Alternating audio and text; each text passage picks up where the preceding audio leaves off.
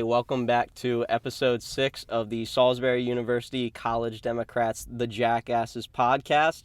It's been a little bit since we had another episode. We've been on winter break, Ethan and I, Yes. but we're back with a very special guest, probably going to be our biggest episode to date. We are here live from a car.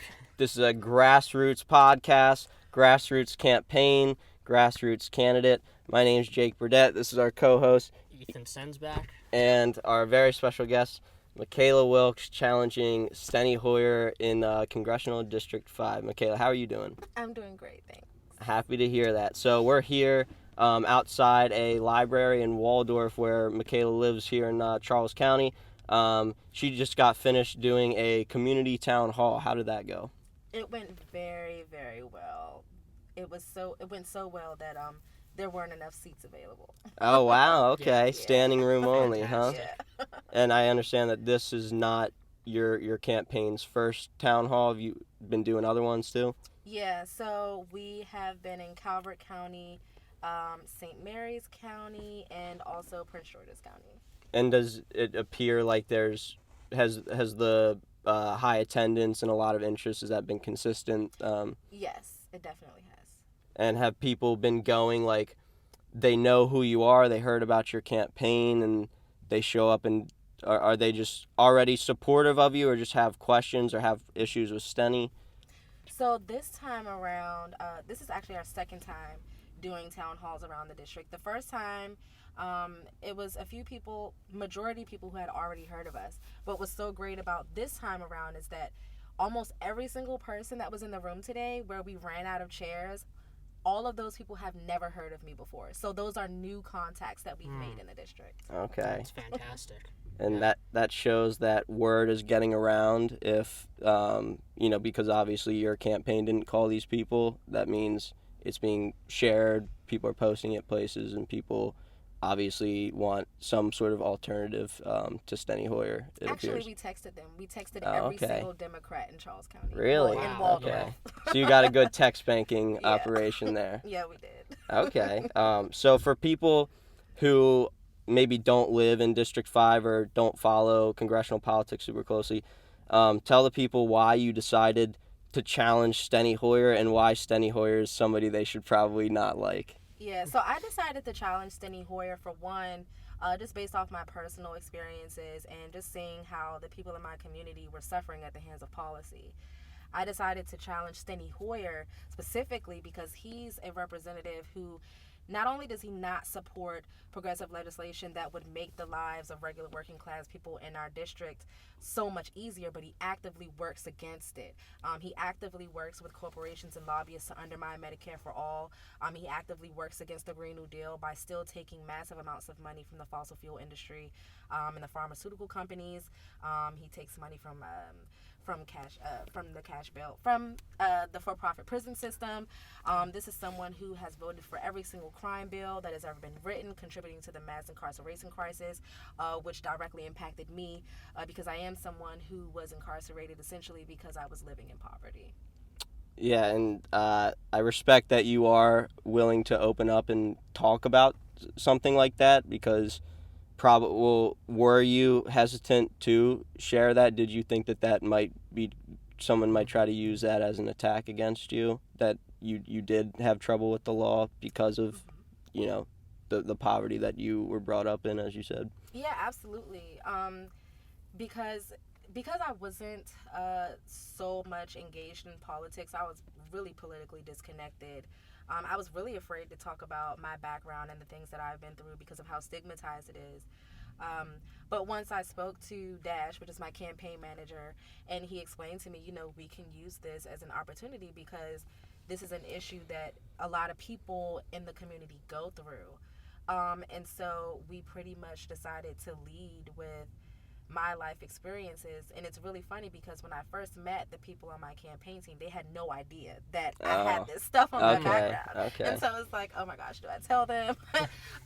But we ended up having the conversation and we ended up leading with that. And it's just been very amazing to see how many people reach out to us, and share their life stories and how they felt ashamed because of things that they had went through, and they now one day want to run for office because they see someone like me doing it. Yeah, and I think that goes to something that has been talked about just in politics in general, especially with the election of AOC, and you hear it even with the presidential elections. The idea of like experience and like are people qualified. But people tend to talk about it as in the only way that you can have experience is if you have served an elected office before, but you are not a career politician. You haven't served elected office before, but I interpret it as there's more than one way that you can be experienced. And do you think that there's value in just being a regular person, having regular struggles that, average constituents can relate to? Yeah, absolutely. And that gives me the advantage of being able to speak to these issues in a whole totally different way than anyone like Steny Hoyer could ever do. Yeah, no, he's probably not had to struggle Yeah. No. too many Talks to a times. lot of people at the grocery store, though. Yeah, As he yeah. said, yeah. No, I mean that's one thing that I've been kind of surprised about is like as bad as this guy's voting record has been for so consistently long.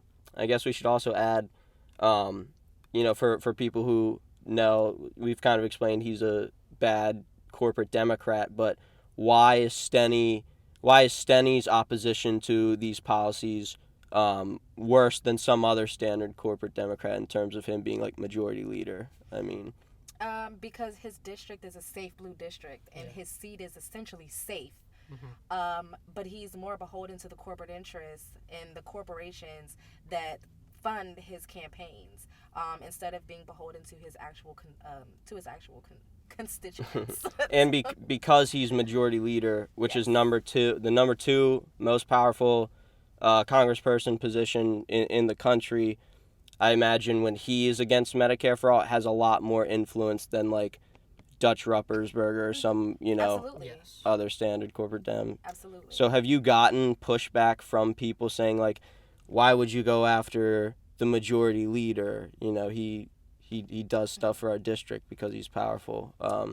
How do you usually justify that to people? Yeah, I always get that question, and what I have assessed is that for the majority reason of people asking that question, their concern is, what are we going to be losing? Like, they're concerned that they're going to be losing something by getting rid of Steny Hoyer.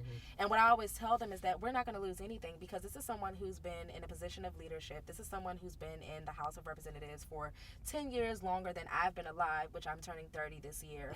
And this is someone who represents a district that is completely that is a deep blue district, and because his seat is safe, he can be doing a lot more than what he's doing now to represent his constituents. We should be leading on mitigating climate change and supporting a Green New Deal. We should be leading on enacting Medicare for all. We should be leading on reforming our criminal justice system. We should be leading on enacting true affordable housing, in which if you go to Steny Hoyer's website, there is nothing there that talks about housing at all. But this is someone who is bold in the sense that he depends on his name recognition in order to keep his seat. And he's so bold that he takes all this money from corporations, and he just does this in front of everyone's face. But that's why we're doing this campaign, to let people know what he's doing, to let people know that they have a choice, and we're leading people to where his money is and showing them that his money is leading to his policy positions. Yeah, no, he is bold. He does seem to be, or at least he portrays himself publicly as cocky, like he's not scared at all. But honestly, I think you guys are giving him a literal good run for his money, and he is scared. And part of what makes me think that is tell the people a little bit about this movement for a Mckayla Wilkes Steny Hoyer debate. Yeah. The Washington Post has agreed to moderate a debate between both Steny Hoyer and I. Steny Hoyer had a teletown hall, which is a town hall over the telephone, even though he literally works like 20 minutes outside of the district.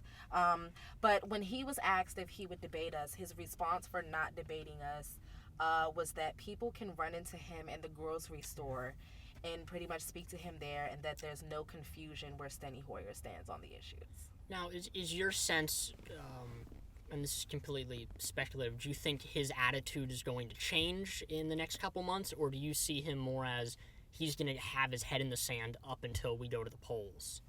So our movement is definitely growing. It's growing fast and it's growing big.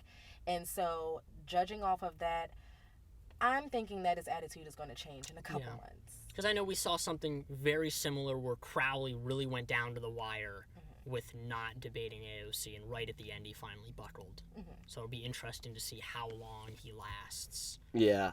I think even if he doesn't do what Crowley did, I think you all are still having an effect on him nonetheless, because wasn't he traditionally, he was always against like DC statehood in Puerto Rico, and just recently he came out in support of it, probably because people like you putting pressure on him from the left makes him feel the need to, like, do more left-wing policies to disarm some of those criticisms. So another question that I had was, you said that you were not always politically active, politically involved. What was it that sort of sparked that interest in you? So the first thing that sparked the interest with me is when I was incarcerated for the second time for driving on suspended license because I couldn't afford to pay court fees. And I was sentenced to 1 day in jail. And while I was there were women who were stuck there because they couldn't afford to pay bail to get out, bail for as low as like $100, $150, but they were stuck there. There were people who had money to get out, but they couldn't get in touch with anyone to get that money because you got to pay $20 to use the phone for 3 minutes. And just listening to the reason why these women were incarcerated, because they were stealing food for their kids, or they were stealing clothes from the shopping mall for their kids. And at that moment, I was like, okay, something has to change.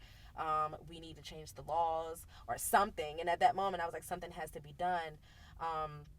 And I think that one day I want to be that person to make that change. Another huge part in me being actively involved in politics was Bernie Sanders running for office in 2015 and 2016, because that was a politician that I saw speaking to the issues in my community. He was speaking about things that I was going through pertaining to affordable housing, the criminal justice system.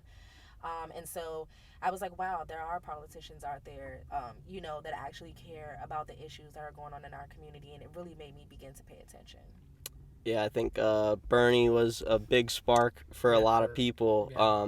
But did you know at that time that you wanted to run for office, or was that not till like AOC and the squad and all them? So I knew at that time that I wanted to run for office. Awesome. I knew that I wanted to run for office when I was denied medication that would save my life and my daughter's life. I knew I wanted to run for office when my food stamps got cut because I had a job making $7.50 an hour. I knew that I wanted to run for office when a friend of mine had been homeless for years and forced to live in poverty because she was receiving disability assistance and wasn't able to supplement her income or find any type of help with affordable housing. And seeing how she's been on the waiting list for a Section 8 voucher for the past 10 years. That's when I decided that one day I wanted to run for Congress. But it was AOC who gave me the push to actually do it, because I saw that I didn't need to be politically connected. I didn't need to have a master's degree. I didn't need to have worked in politics for years, that I can be a regular person and speak to these issues and I can win on it. Wow. Yeah. Okay. Yeah. That was pretty badass. Yeah. No, that's a very good answer. Very good answer. Yeah. No. Well. It's, as you say, you don't come from, you weren't born with a silver spoon in your mouth. You're a working class person who's went through struggles that a lot of regular people have went through. How is it? It seems like running for office is not made for people like you that come from the background that you come from.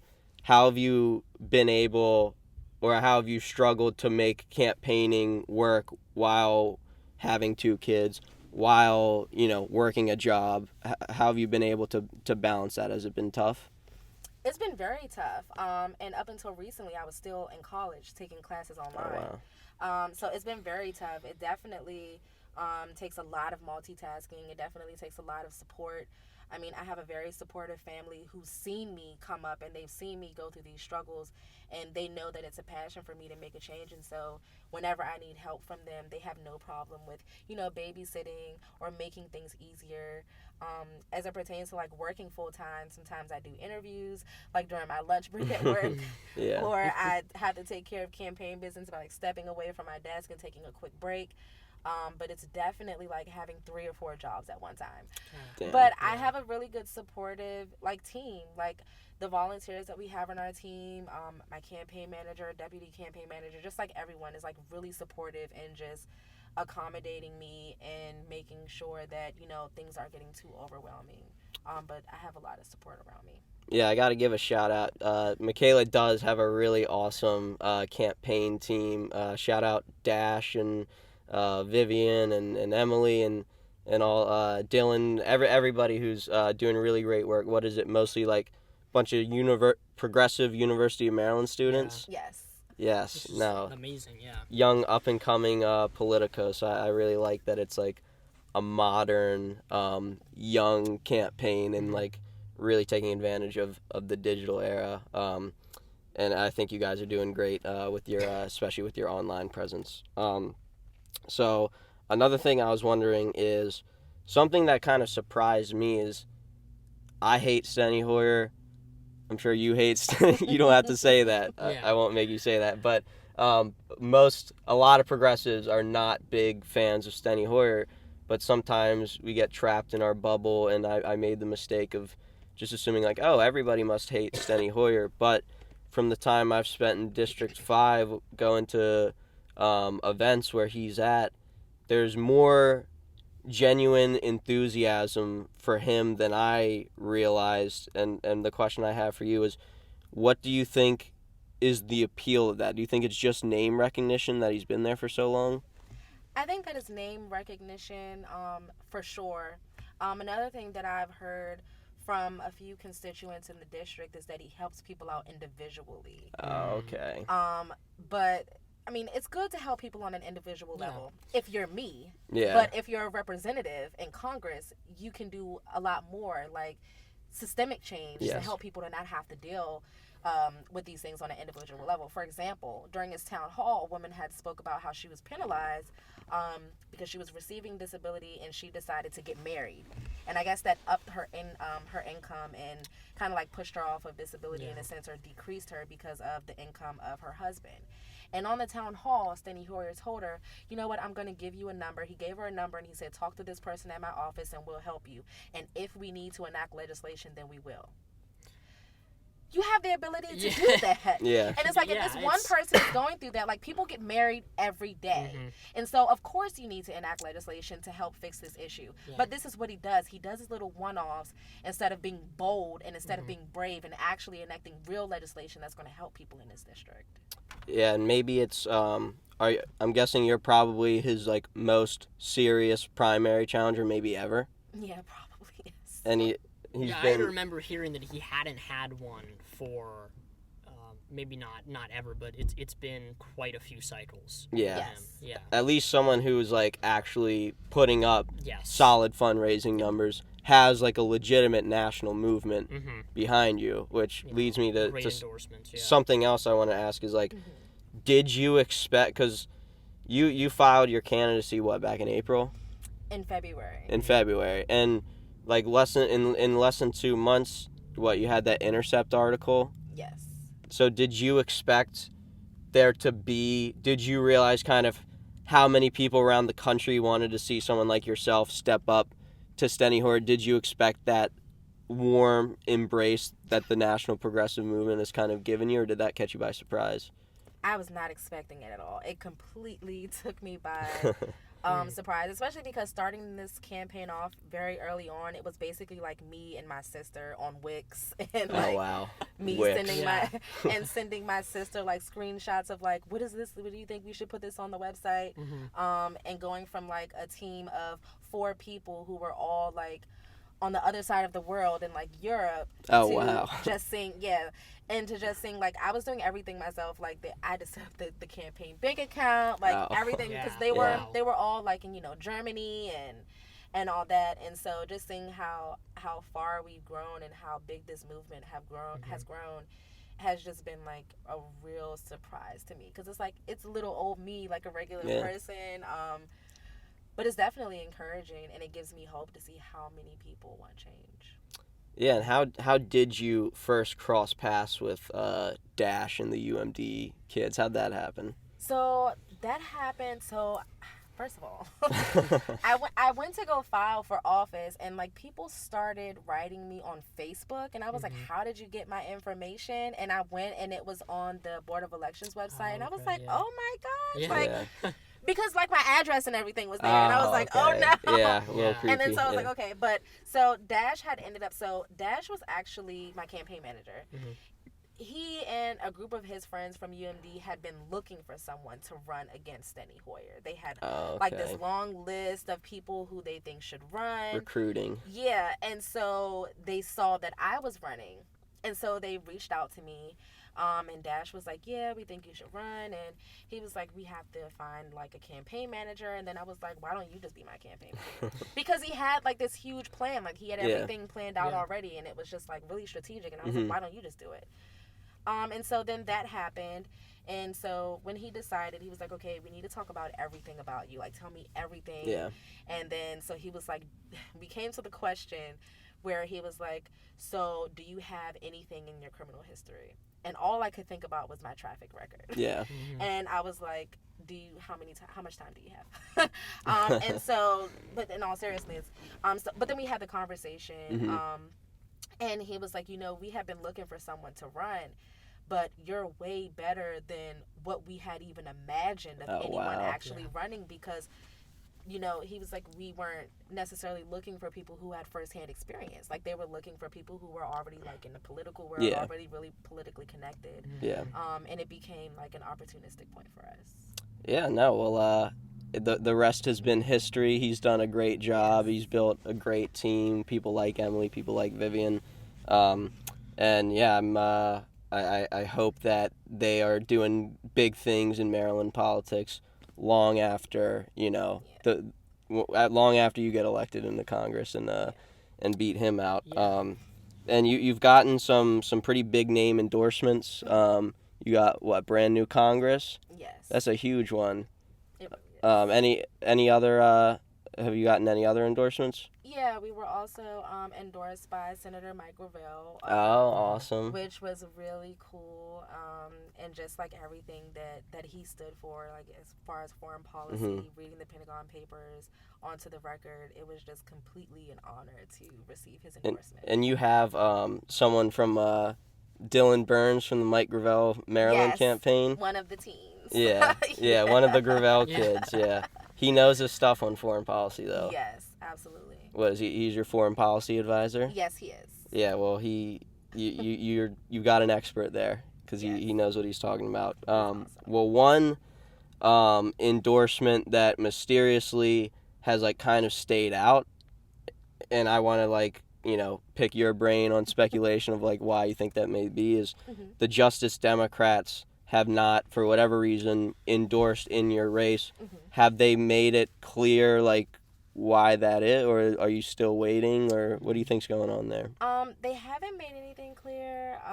They haven't said no. Oh, okay. But they haven't said yes either. Okay. Yeah, well, they had started this interesting their tactic this time around was to, I think, endorse significantly less candidates, which, we can go back and forth on whether that's a good idea. I tend to think it's not.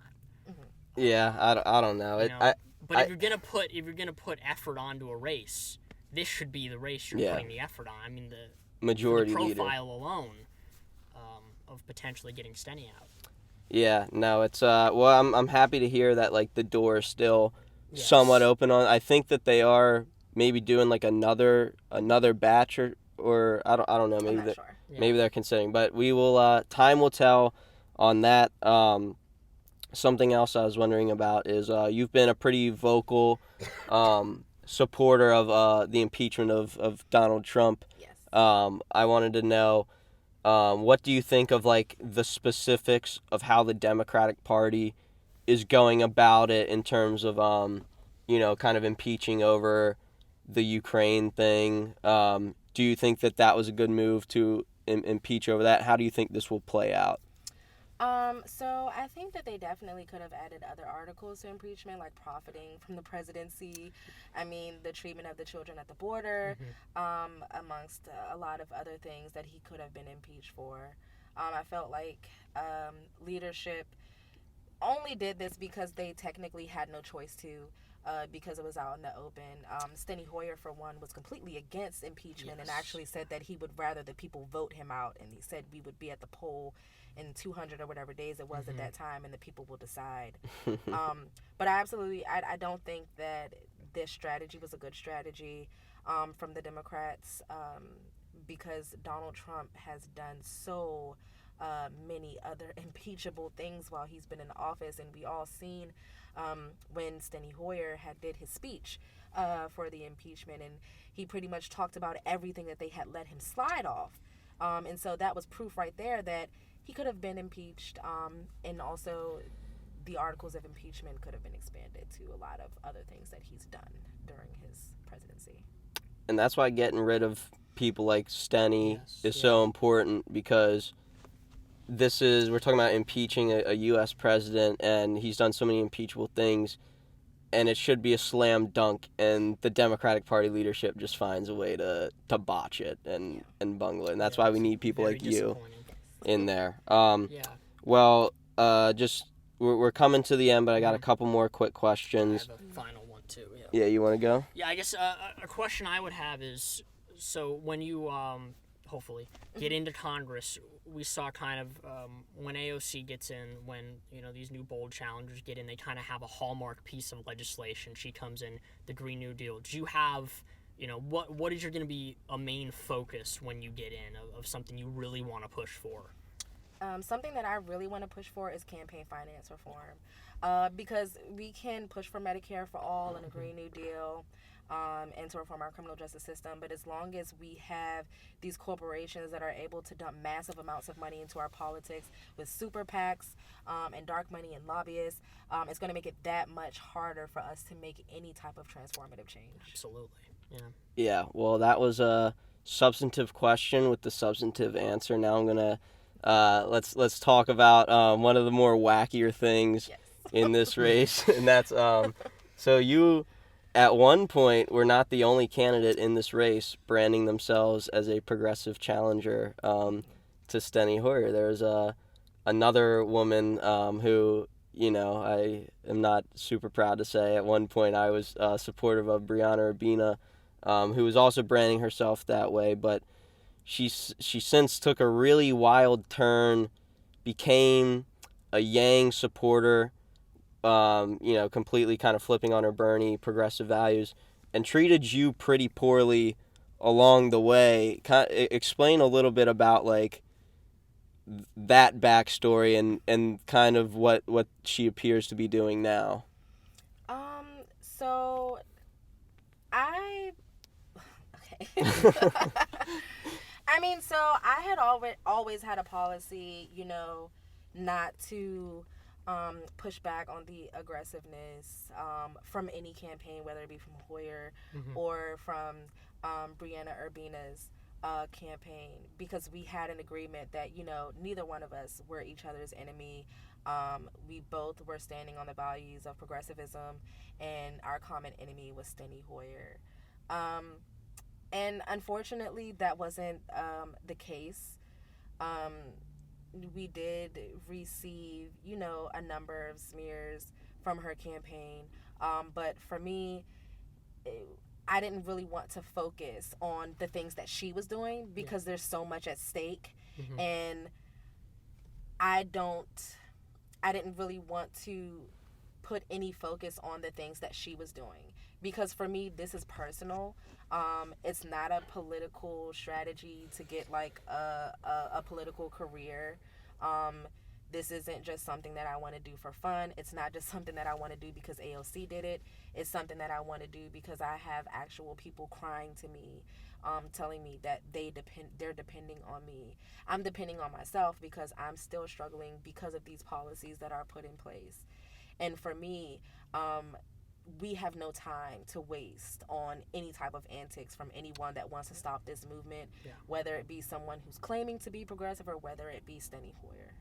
Yeah, no, I think that's a good way to deal with it. There are more important things to fret about in the race. Well, so now that we've talked a good bit about, you as a candidate, just in terms of you as a person, what do you do or did you do before you still had a life and weren't just campaigning and working all the time? What did you do sort of in, what are your hobbies? What did you do in your free time other than like politics stuff?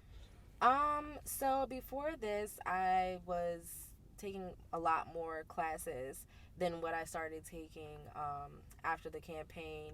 And so my focus was mainly just trying to hurry up and get my degree because I wanted to study to become a lawyer. And if this whole Congress thing, before it got to this point, I had wanted to eventually one day become a state's attorney and reform our criminal justice system. A progressive state's attorney. Yeah. Yes. Just to put that out there. Yeah. Not a state prosecutor. Yes. So that's what I wanted to do. And so I spent a lot of my time studying and just focusing on that. I also was basically a part of a sort of coalition. A lot of people don't know this about me, but I was really passionate, like, about cars, like, kind of like Fast and Furious type stuff. I didn't know that. Yeah.